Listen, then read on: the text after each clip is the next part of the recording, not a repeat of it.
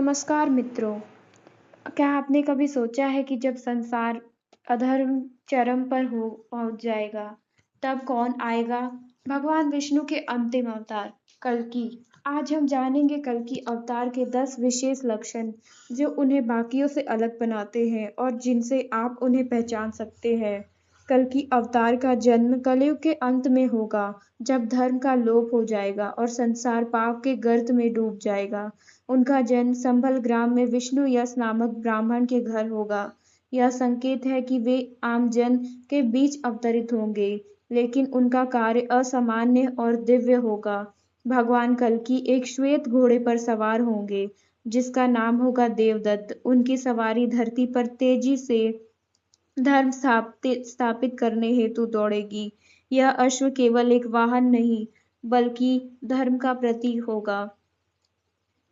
उनके हाथ में होगी एक चमकती तलवार जो बिजली की तरह तेज होगी। यह तलवार शुद्धि और न्याय का उपकरण होगी, जिससे वे अधर्मियों का संहार करेंगे।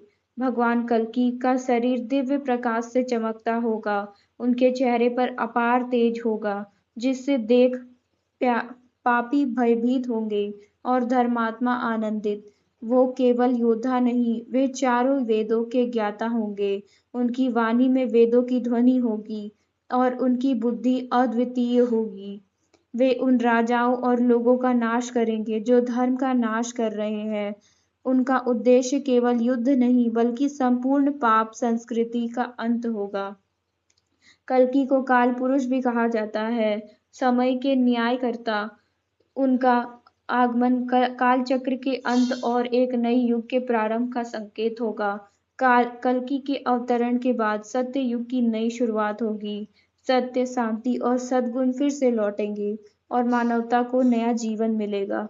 कल्कि केवल बाह्य शक्ति नहीं, तप, ध्यान और मंत्र बल से भी युक्त होंगे। उनके भीतर ब्रह्म ज्ञान होगा और वे पूर्ण योगी होंगे। पुराणों की भविष्यवाणी, भागवत पुराण, विष्णु पुराण और कल्कि पुराण में इन सभी लक्षणों का उल्लेख है। श्लोकों में स्पष्ट रूप से कल्कि का उल्लेख किया गया है।